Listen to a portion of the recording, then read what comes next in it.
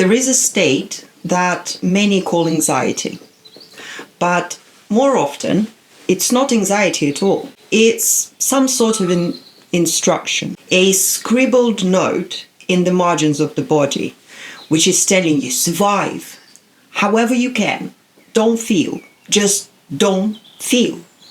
Because there was no one to feel with when there is no adult nearby who can stay in contact, who can hear your fear, not belittle your pain, not turn away from your tears. Then your psyche creates some sort of a survival protocol. And that protocol becomes a lifestyle. And later, unfortunately, it becomes a diagnosis. A person becomes neurotic when they are forced to choose between feeling and acceptance. That's the words of one of my favorite ever, Donald Winnicott. What's actually happening inside our psychophysiology and how does it affect our emotions? See, the body blocks breathing, and the reticular formation, that part of the brain that filters what enters your consciousness, starts ignoring excess sensations. They're useless or dangerous, especially if you once felt something and were, for whatever reason, shamed for it. Or maybe you met with silence as if you were, say, too sensitive. Your psyche learns to dissociate itself. And so you walk through life inside a body where sensitivity effectively is buried, locked somewhere in your muscular armor. And this is the very body armor Wilhelm Reich wrote about. And of course, all of this is the voice of your psychosomatics. So when feelings are trapped in the body, they look for an exit in the form of IBS or chronic fatigue or throat or stomach spasm. Strange reactions that no doctor, no gastroenterologist can explain. Gail Deleuze put it that way: pain is the scream of what was never spoken. I want to share a case from my own practice.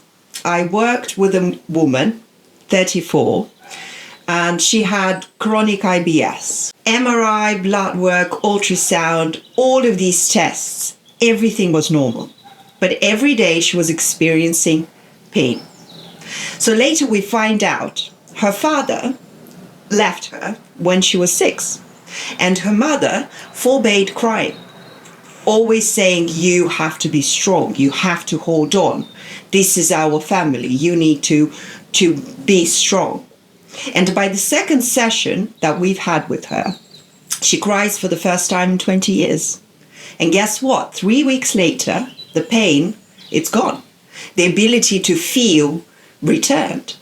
And with it, an overwhelming sense of being alive, not just functioning. So if this relates to you, and if you're looking for some practical advice, I suggest starting with this exercise. It's pretty simple, but it's very, very powerful. I call this the ladder from surviving to living. So, step number 1, you need to picture a ladder of 7 steps inside you. That's the ladder inside you. At the bottom, this is you, who is anxious, who is hidden, who is shut down. At the very top, it is you who is feeling, who is alive, with the right to be. Now, allow yourself to stand on the first step, at the very bottom, and ask yourself, what do you feel? Take a deep breath and slowly, without forcing yourself, move to the next step, one step up. And I want you to live through this experience little by little, one step at a time. Don't rush. It's important not to skip ahead, not to run several steps at a time. And on each step, as you move, you reclaim something that you've lost. And I want you to just observe. Don't do anything else. Just observe your inner self at every single step that you take. What kind of feelings are you experiencing?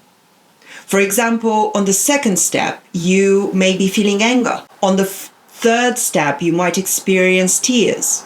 On the fourth, you might experience some subtle fear of saying no.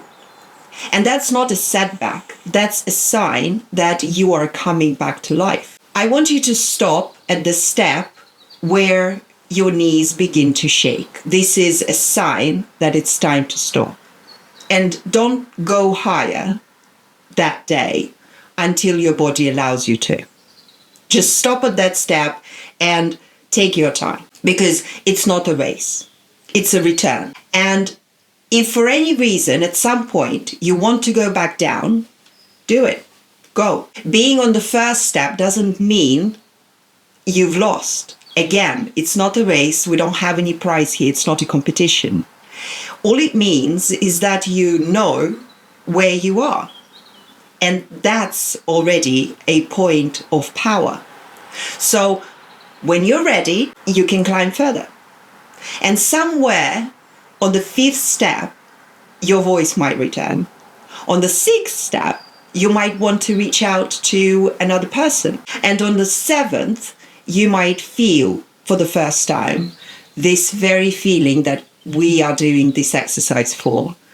I exist. And then I want you to look down. Those who came before you, those who survived, are here too, all of them. And this is your lineage. You're not climbing against them. You're climbing with them. And now for the final anchoring, place your hand on your chest and say to yourself, I rise, not to fight, but to live. After this practice, I want you to make yourself a cup of tea and sit down with your journal and write down even one feeling that became clearer with that practice. Something that you've learned about yourself, something that you've learned about others maybe, or the circumstances around you. And that will be your next step tomorrow. So tomorrow, this is the point where you take off. This technique, it doesn't get rid of anxiety. What it does is it brings you back to the moment you lost contact with yourself. I wrote these lines a couple of weeks ago.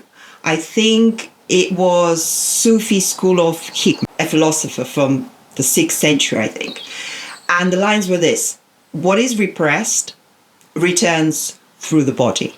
And I can't express how much I agree with this. That's why the work we should not be working with the symptom, but with the part of you that once decided feeling is dangerous. And if watching this video makes something stir in your body, if something deep inside seems to know what this is about, what this video is about, what I'm talking about, if you feel it on the physical level, then it's already knocking. Your body is crying for help. And this isn't anxiety anymore. It's a return to yourself. If you need guidance on this practice, on this particular technique, or anything else in the process, please drop me a comment below or send me a message anywhere across the social platforms with I want to come out of the armor. And I would know that you've listened through the video and you need help and assistance, and I will definitely be there to help you through it.